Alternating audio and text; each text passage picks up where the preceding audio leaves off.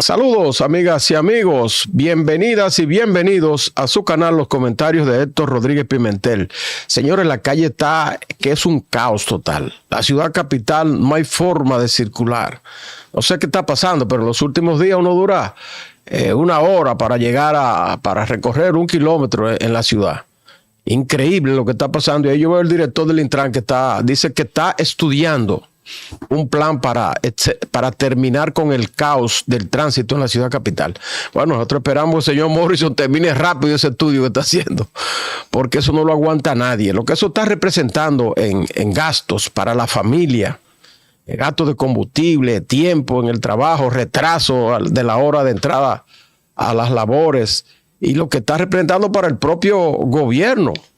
La gente vive irritada en la calle porque el tránsito es un caos. De manera que esperamos que el Intran tenga respuesta rápida a esa situación. Señores, hoy nos acompaña Héctor Armando Rodríguez. Saludos. Como es habitual, para tratar temas de actualidad para ustedes. Recuérdense antes de comenzar a vernos, o al comenzar a vernos, darle a la campanita para que se suscriban a nuestro canal y puedan recibir periódicamente nuestros análisis y comentarios a través de este importante medio de comunicación. Héctor, sí. La situación de Venezuela se torna, para mí, se torna muy adversa para Nicolás Maduro. Fíjate. No hacía mella.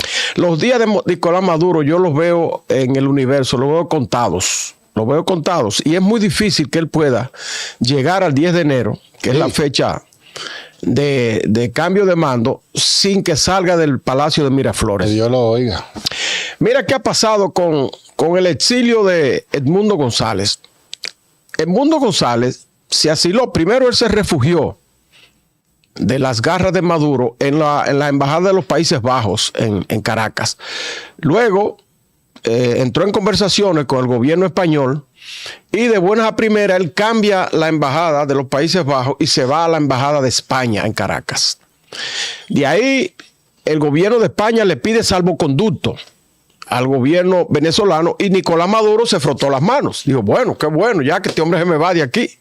Ya se acabó el movimiento. Y le da el salvoconducto hacia España. Él se va en un avión que le envió el gobierno español. El avión de la presidencia de Pedro Sánchez. Lo enviaron a buscar a Maduro. Recuérdate, él fue a Caracas, el avión lo recogió. Hizo escala aquí en Santo Domingo para tomar combustible. Y luego se fue a Madrid. Allá. Es bueno que se aclarara que fue un acuerdo mutuo entre Estado y Estado porque ese avión no hubiera podido aterrizar sin la anuencia de la dictadura. Sí, es que es el salvoconducto, lo que se llama en la Convención del Asilo, el salvoconducto. Tú te asilas en una embajada argumentando que tú tienes, que te están vulnerando tus derechos y tú tienes temor por tu vida. Entonces la embajada, lo primero que hace la embajada cuando tú te asilas es pedirle al gobierno del lugar donde está la embajada, en este caso Venezuela, sí, el llamado salvoconducto. Correcto. Para acogerte a ti como exiliado. Eso lo establece la Convención de 1954 de la Organización de Estados Americanos sobre el exilio y el asilo. Entonces Pedro Sánchez llega a Madrid y allá lo recibe. Edmundo González llega a Madrid y allá lo recibe el presidente de España, Pedro Sánchez, con bombos y platillos. No solo que le envió el avión oficial, sino que allá lo recibe y lo llama héroe. Fíjate tú, Pedro Sánchez, el líder del Partido Socialista Español, que es el que es afín a Nicolás Maduro. Es afín a Nicolás Maduro. La izquierda española. La izquierda española. Pero lo recibe como un héroe allí y lo llama héroe, efectivamente. Insólito, entonces, ¿qué ocurre? Edmundo González, todo el mundo interpretó, incluyendo a Maduro, que eso era una victoria del gobierno de Maduro y que ya él se consolidaba en el poder, porque el presidente electo que estaba proclamándose y que decía que era hasta el final, por fin se va para afuera. Ya quiere decir que siguió el mismo caminito de los anteriores candidatos que habían competido con Nicolás Maduro, el caso de Leopoldo López y de Guaidó. Los dos fueron al exilio. Bueno, hasta ahí todo estuvo bien. Ahora, ¿qué pasó? ¿Qué pasó después que uno analizó la situación? Bueno, sencillamente, Héctor, que cuando tú te acoges como exiliado, cuando un gobierno te da asilo político, tú, cuando firma el salvoconducto, tú te atienes a algunas restricciones de libertad en el lugar donde tú vas como exiliado. Tú no puedes hablar de política, tú no puedes comparecer públicamente, ni puedes salir de ese país. Sí. Oye, eso. Por eso que tú ves que Edmundo González no da declaraciones en España, ni hace ruedas de prensa, ni va a actos públicos, la que está yendo la hija de él. La hija de él va a las actividades, pero él no está yendo a ninguna. Con excepción de que hoy, por ejemplo, estuvo reunido en el Palacio de la Moncloa con Pedro Sánchez. Pedro Sánchez lo recibió con bombos y platillos. Oye, en el Palacio de la Moncloa. Y paseó con él en los jardines, que eso solamente se hace cuando son visitas de Estado a presidentes que han sido invitados por el gobierno español. Caminó con él y su hija por los jardines del Palacio de la Moncloa.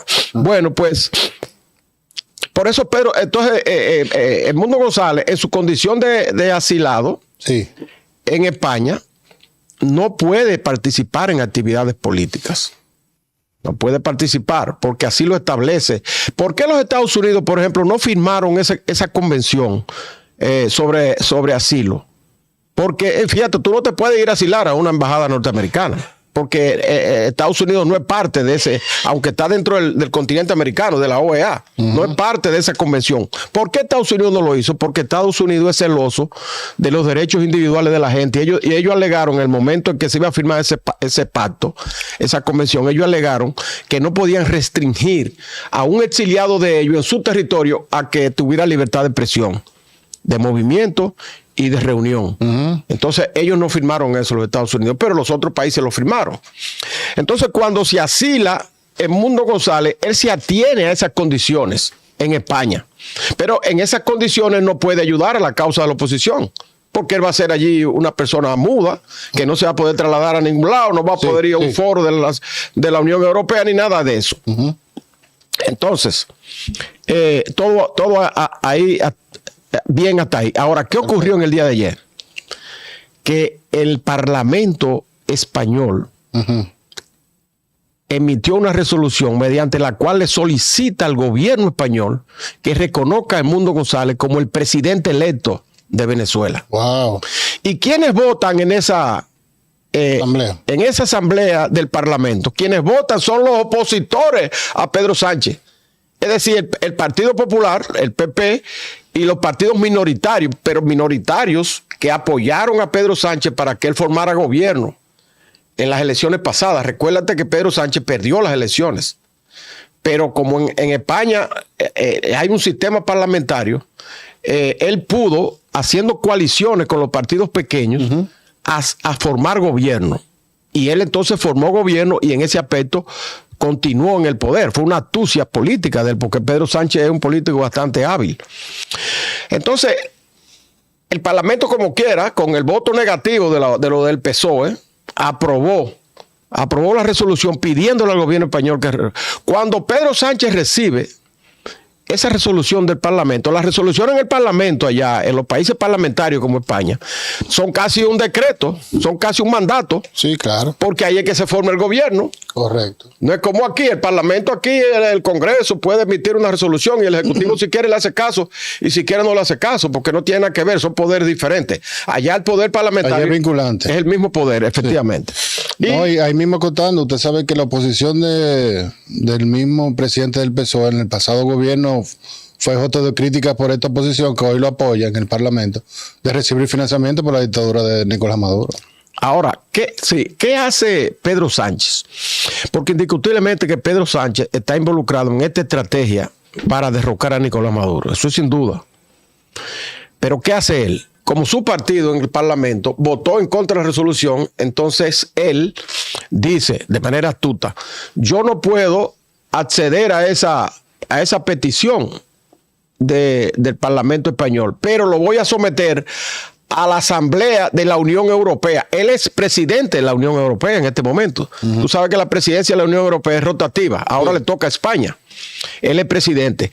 Entonces, él, para no estropear a su partido, ni tampoco estropear a sus aliados que votaron en favor de la resolución y en contra de Maduro en el Parlamento español, entonces él dice, yo no voy a decidir, pero la Unión Europea sí va a decidir.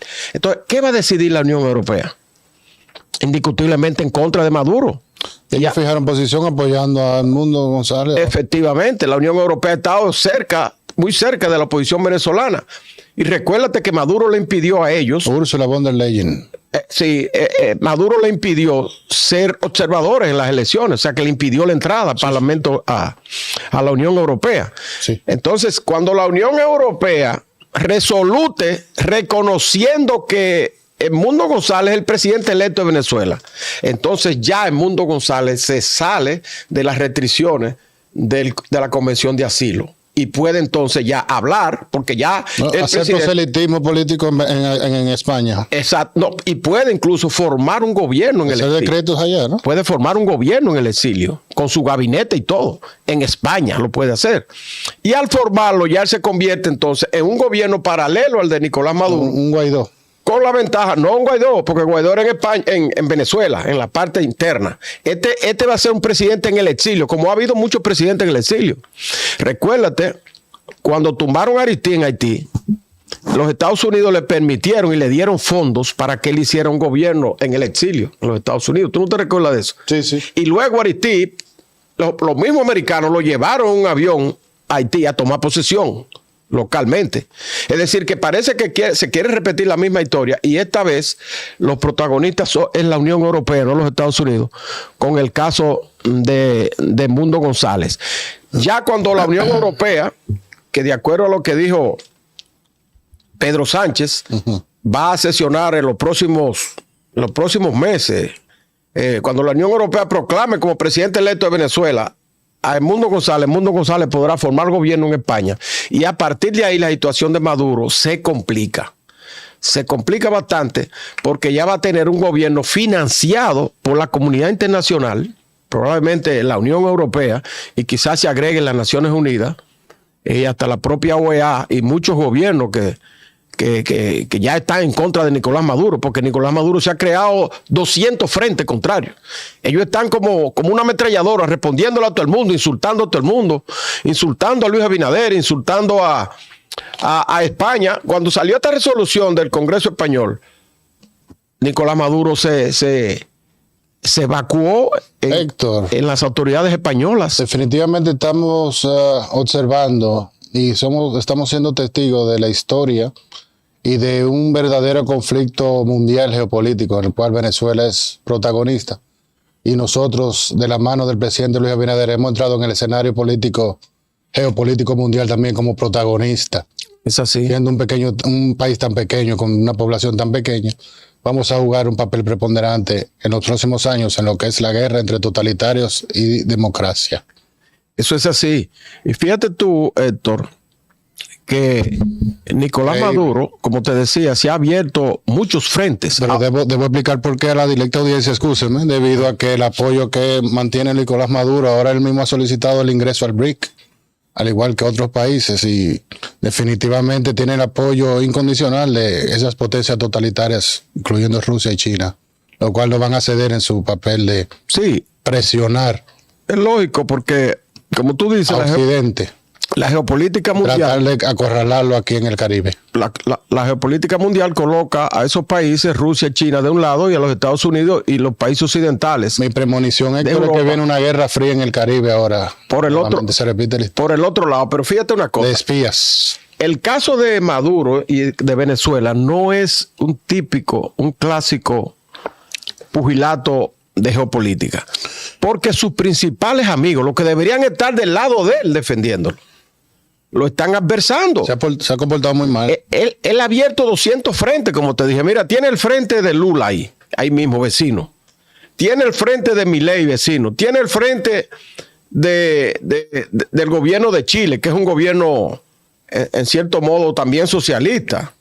México está neutralizado. Es decir, los amigos, Colombia, Perú, Colombia. Lo mismo Colombia también. Entonces, los que son amigos de él, y el mismo Pedro Sánchez. Pedro Sánchez es el presidente del PSOE, el líder del PSOE. Partido Socialista Español, que siempre ha estado favorable a Nicolás Maduro y al chavismo. Y ahora él lo tiene en contra. Y ahora se abrió otro frente más fuerte. Se abrió un frente con Elon Musk, que es el hombre más rico, más rico del mundo y el dueño de la tecnología de los cohetes. El primer trillonario de la historia que se va a convertir en los próximos días. Y el rey de los cohetes y de los, ¿cómo se llama? Y de los drones. De los carros. De los drones. Entonces, del internet. La vicepresidenta encargada de Relaciones Exteriores de Venezuela, la señora Rodríguez, Delcy Rodríguez, que es hermana también del presidente del Parlamento, le dicen los hermanos Rodríguez, y son gente íntima de Maduro, acaba de acusar a Elon Musk y a Eric Prince. Eric Prince es el mercenario más destacado de los Estados Unidos. Él tiene una academia de entrenamiento militar de mercenario en Carolina del Norte, que es utilizada por el gobierno norteamericano. Ahora mismo tiene un contrato con la CIA, millonario, para suplirle de personal, porque él tiene una academia para entrenamiento. Él se hizo famoso en la guerra de Irak. Entrenamiento e inteligencia. Y los Estados Unidos lo utilizan mucho, el gobierno de los Estados Unidos y otros gobiernos también, y el sector privado.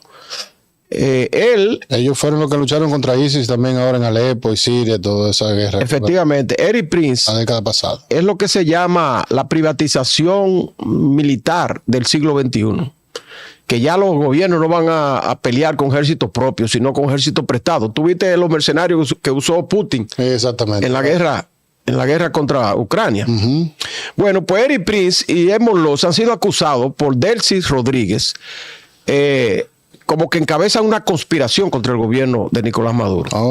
Sí, y tiene un enfrentamiento con esa gente que en nada le conviene.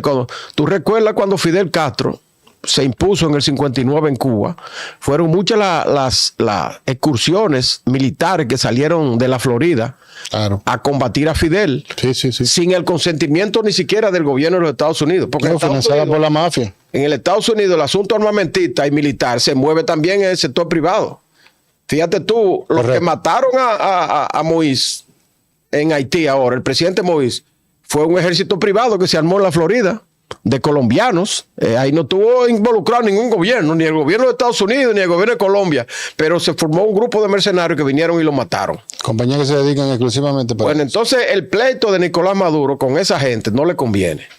Porque él se ha abierto el frente de esa gente, el frente de los Estados Unidos, el frente de los amigos de él, de Sudamérica, la República Dominicana. En estos días le insultó a Luis Abinader, que por cierto...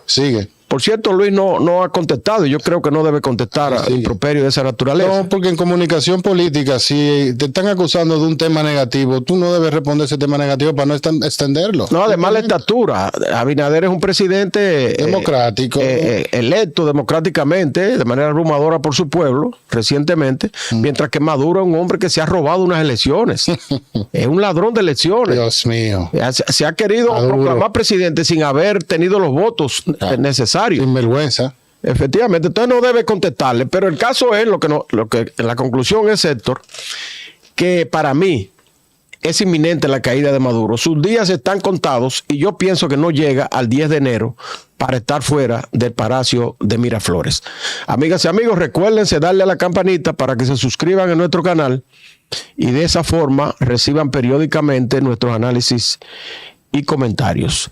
Héctor, gracias por acompañarnos. Gracias a ustedes. En estos comentarios. Y a ustedes, amigos televidentes, será hasta la próxima ocasión.